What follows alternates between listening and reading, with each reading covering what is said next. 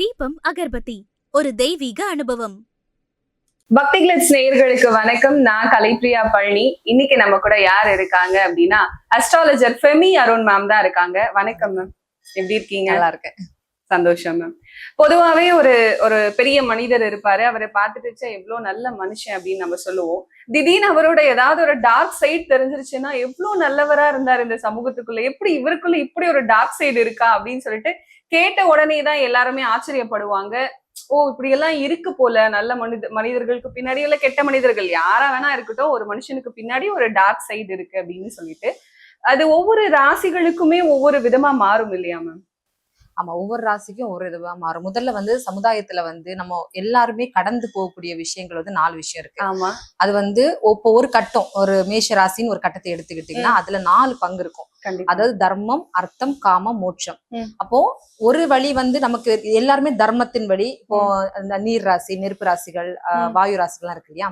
அப்போ ஒவ்வொரு ராசிக்காரங்களும் அவங்க டார்க்கர் சைடுன்னு பார்த்தா பின்னாடி வரக்கூடிய விஷயங்கள், அதாவது 12ஆம் வீடு தொடர்பெடும்போது அது என்ன ஆகும்னா இவங்கள ஆபத்துல தள்ளக்கூடிய விஷயமா மாறும். இவங்க அந்த தர்மத்தை நோக்கி போகும்போது அதுக்கு பின்னணியில என்ன இருக்கும்னா அந்த ஒரு காமராசி வேலை செய்யும், இல்லைன்னா ஒரு மோட்ச ராசி. இவங்க மோட்ச ராசி கரெக்டா அந்த இடத்துக்கு போய் சேரணும். ஆனா இவங்க என்ன பண்ணுவாங்கன்னா இவங்க போக வேண்டிய பாத் வேற. ஏன்னா இவங்க இருக்கக்கூடியதே ஒரு தர்ம ராசியா இருக்கலாம். கண்டிப்பா. அப்ப இவங்கள படுகொலையில தள்ள போறது யாரா இருக்கலாம்னா அவங்க பின்னாடி இருக்கக்கூடிய ராசி இவங்களை தள்ளி விடுறோம். இதுதான் டார்க்கஸ். அதனாலதான் நிறைய பேர் நல்ல பொசிஷன்ல இருந்தா சடனா ஏன் அவங்களுக்கு அந்த திசா புத்தி கரெக்டா வேலை செய்யும் போது ஒரு தவறான திசா புத்தி வேலை செய்யுது, அதாவது கெட்ட திசை ஒரு வேலை செய்யக்கூடிய நேரத்துல என்ன ஆகும்னா இவங்களுக்கு ஒரு நல்ல பெரிய இடத்துல இருந்தா இப்ப இப்படி இருக்காங்கிற லெவலுக்கு வந்துடும். இப்ப பொதுவாவே எல்லா ராசிக்காரர்களுமே இதுக்கு அடங்குவாங்களா அப்படின்னு கேட்டா கண்டிப்பா அது கேள்விக்குறிதான் இல்லையா? ஒவ்வொரு ராசிக்குமே ஒரு ஒரு குணாதிசயம் இருக்கும், இல்ல அவங்களுக்கு பின்னாடி இருக்கிற டார்க்கர் சைடு ஒரு மாதிரி இருக்கும். ஆனா இப்ப பொதுவா பாத்துக்கிட்டு இருக்க மக்களுக்காக இந்த ராசிக்காரர்களுக்கு பின்னாடி நீங்க யோசிச்சு கூட பார்க்க வேண்டாம், கண்டிப்பா டார்க்கர் சைடு இருந்தே இருக்கும் அப்படின்னு ஏதாவது ராசிகள் இருக்கா? பர்டிகுலரா நம்ம சொல்ல போனா ஒரு 4 ராசி இருக்கு. ஓகே. அதாவது மிதுனம், கன்னி, விருச்சகம். இதுல அதாவது இப்ப என்ன கொண்டு வந்தாலும் ஃபைனல் டிசிஷன் என்னன்னு பாத்தீங்கன்னா அவங்களுடைய கிரக நிலையங்களை வச்சுதான் நம்ம சொல்ல முடியும். ஏன்னா சடனா இப்போ நான் ஒரு மிதுன ராசி சொல்லிட்டேன்னா அவங்க அடுத்து நாங்க அப்போ எங்களுக்கு என்ன மைனஸே தான் இருக்கா, பிளஸ் நம்ம கிளைண்ட்ஸ் கேட்க வருவாங்க. கண்டிப்பா. சோ அப்படி கிடையாது. இருந்தாலும் நம்ம படிச்ச சாஸ்திரத்துல கொடுத்திருக்காங்க இவங்களுக்கு டார்க்கர் சைடுங்கிறது கண்டிப்பா இருக்கும். அப்போ அதாவது என்னன்னா இவங்க ஆக்சுவலி மிதுன ராசிக்காரங்களே டுவெல் கேரக்டர்ல வேலை செய்யக்கூடிய பர்சன். அப்ப இவங்க பாசிட்டிவ்ல போயிட்டே இருக்கும்போது இவங்களுக்கு என்ன ஆகும்னா சடனா ஒரு ஷேடோ லைஃப் ஸ்டார்ட் ஆகும். அப்ப இது நம்ம 100% அப்படின்னு சொல்லிட முடியாது, அவங்களோட கிரகத்தை ஆராயணும். சோ கன்னி ராசி பாத்தீங்கன்னா ஒரு கலில் இருதரம் தடுக்காதுங்கிறது நான் நிறைய இடத்துல சொல்லிட்டு இருக்கேன். அது கண்டிப்பா. ஏன்னா இவங்க எதை எடுத்தாலும் ஒண்ணு நம்பிடுவாங்க. எந்த பர்சன் அவங்க 6000 தன்மையை விட்டுக்கிட்டு சடன் ஆக்ஷன்ல இறங்கக்கூடியதுதான் கன்னிராசி. உடனே நம்பி அப்புறம் ஃபர்ஸ்ட் ப்ரையாரிட்டியா எடுத்துட்டு போறாங்களோ அவங்கள நம்பிடுவாங்க. அதுல என்ன ரியலிஸ்டிக் இருக்குங்கிறத கொஞ்சம் யோசிச்சா இந்த கன்னி பெஸ்ட். அப்படி பாத்தீங்கன்னா விருச்சிகம் இவங்க யோசிக்கிற டெண்டன்சி இவங்களுக்கு இருக்காங்கிறதே கொஞ்சம் ரேர் தான். இதுல பிரில்லியன்ட்டும் இருக்காங்க, இல்லன்னு சொல்ல முடியாது. ஏன்னா இதுல இருக்கக்கூடிய தலைவர்கள் எல்லாம் நம்ம இருக்காங்க. ஆனாலும் இவங்களுக்கு சடனா அந்த கெட்ட குணங்கள் வேலை செஞ்சு நல்லா போயிட்டு இருக்க வழியும் சடனா ஆஃப் ஆயிரும். சோ அந்த ஒரு கேரக்டர் இந்த விருச்சிகம், கன்னி, மிதுனம். சோ இவங்க கொஞ்சம் கூட இவங்களுடைய லைஃப் பேட்டர்னை இன்னுமே கொஞ்சம் டீப்பா அனலைஸ் பண்றது பெட்டர். கண்டிப்பா மேம். இந்த 3 ராசிகள் சொல்லும் போதே அப்ப இன்னும் மத்த ராசிகளுக்கு பின்னாடி என்னென்ன டார்க் சைடு ஒழிஞ்சுக்கிட்டு இருக்கு அதை கேட்டே ஆகணும் அப்படிங்கிற அந்த ஒரு ஆர்வம் வருது இல்லையா? சோ இப்ப அடுத்ததான் விருச்சிக ராசிக்காரர்கள். பொதுவாவே இந்த ராசிக்காரர்கள் பத்தி நம்ம பேச ஆரம்பிச்சாலே எல்லாரும் சொல்லிடுவாங்க எங்களுக்கே தெரியுங்க, என்ன தேல் தானே, அதுதானே, இதுதானே அப்படின்னு சொல்லிட்டு இவங்க நிறைய ரகசியங்கள் பாதுகாப்பா அப்படியே வச்சுக்கிட்டே இருப்பாங்க. ஒரு மாதிரி மௌனமான நிலையில இருப்பாங்க, பழி வாங்கக்கூடிய எண்ணத்துல இருப்பாங்க அப்படின்னு சொல்லுவாங்க. இதெல்லாம் ஒரு மனுஷன் இவங்களை நம்ப கூடாத நிலைக்கு இவங்களை தள்ளிடுறாங்களோ மேம்? இவங்களே தனக்கு தேவையான குழியை இவங்களே தோண்டிக்கிறாங்களோ? அப்படிதான் இருக்கா? விருச்சகம் கொஞ்சம் பயப்படக்கூடிய கேட்டகரி தான். ஆனா புரிஞ்சுக்கிட்டா ஓகே, எளிது. இப்ப உலகத்துல எல்லாரையும் புரிஞ்சுக்க முடியாது. சோ விருச்சகம் என்ன பண்ணும்னா இப்போ ஒரு 2 பர்சன் போயிட்டு இருக்காங்கன்னு வச்சுக்கோங்களேன்.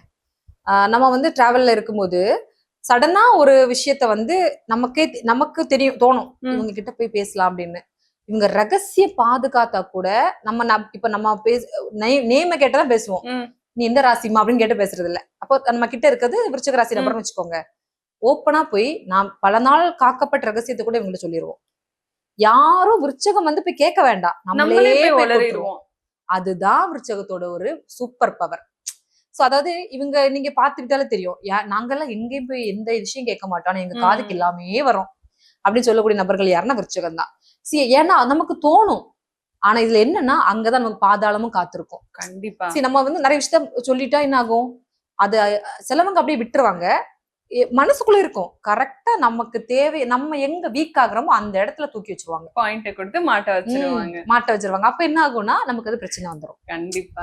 இப்படிதான் தவளை தன் வாயால கெடுற மாதிரி இந்த விருச்சிகக்காரங்கள்ட்ட நபர்கள் தன்னாலே போய் கெட்டுருவாங்க.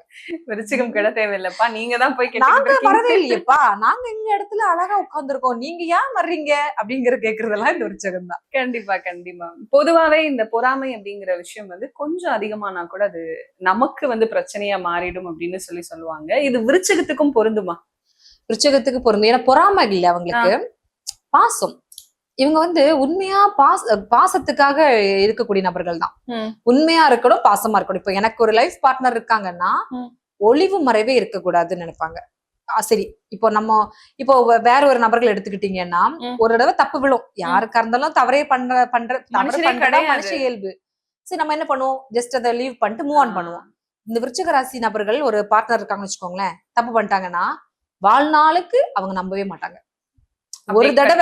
ஒரு தடவை நீங்க விருச்சகத்துல இருக்க நபர் வந்து ஒரு பார்ட்னர், ரெண்டு பேர் பார்ட்னர் இருக்காங்க, என்னோட ஆப்போனன்ட் வந்து தப்பு பண்ணிட்டா அப்படின்னா அப்புறம் இவங்க நம்புற மாதிரி நடிப்பாங்களே தவிர ரியலா அந்த அன்பு, அந்த பாசம், அந்த நம்பிக்கை இவங்கள்ட்ட எடுக்க முடியாது. போனதுதான். ஆனா காட்ட மாட்டாங்க, ஆனா இவங்களுக்குள்ள வச்சு பழி வாங்கி விட்டுருவாங்க. எப்பவுமே அது இருக்கும். மத்தவங்க வந்து இந்த கிவ் அண்ட் டேக் பாலிசி மாதிரி எல்லாம் இருக்காது. இவங்க வந்து அந்த 100% அவங்க வந்து அன்னைக்கு பண்ணவன் தானே, நீ எல்லாம் கரெக்டாவே இருக்க போறங்கிற இது எப்பவுமே உங்களுக்குள்ள அந்த நெருப்பு இது இருக்கனாலதான் மக்கள் வெளியே வந்து அப்படி சொல்லப்படுறாங்க, பழி வாங்கக்கூடிய குணம் இருக்கு அப்படிங்கிறது. கண்டிப்பா மேம். இப்ப விருச்சிக ராசிக்காரர்களுக்கு பின்னாடி இருக்கக்கூடிய டார்க் சைடு என்னவா இருக்கு? இவங்க எல்லாருமே அண்டர் எஸ்டிமேட் பண்ணுவாங்க.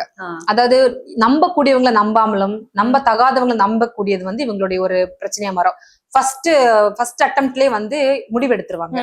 முடிவெடுத்துட்டு பிச்சு சொதறி வச்சுட்டு அதுக்கப்புறம் அது தவறுன்னு தெரிஞ்சாலும் அதுலயும் விட்டு கொடுக்க மாட்டாங்க.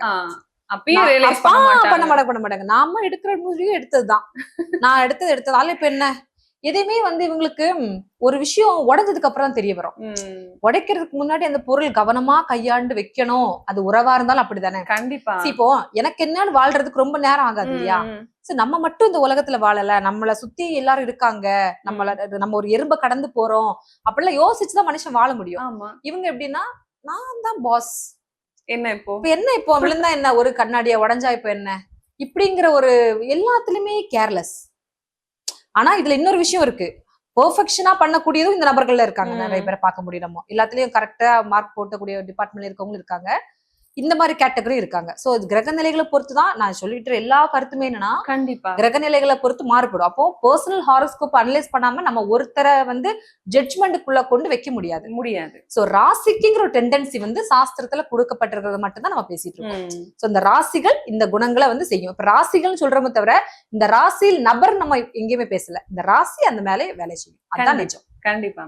இப்ப விருச்சிக ராசிக்காரர்கள் எந்த ராசிக்காரர்கள் கிட்ட கவனமா இருக்கணும்? ஏன்னா இவங்க கிட்டதான் எல்லாரும் கவனமா இருக்கணும்னு சொல்லிட்டோம். ஆனா இவங்களுக்கும் ஒரு பாஸ் இருப்பாங்கல்ல, நீங்களும் கவனமா இருக்கணும்னு இருக்கும்ல, யாருக்கிட்ட? இவங்களை வந்து என்ன பண்ணாலும் வாட்ச் பண்றது கடகராசிக்காரங்க. கடகத்துக்கும் விருச்சிகத்துக்கும் பொருந்தாது. அதே மாதிரி விருச்சிகத்துக்கும் கன்னிக்குமே பொருந்தாது.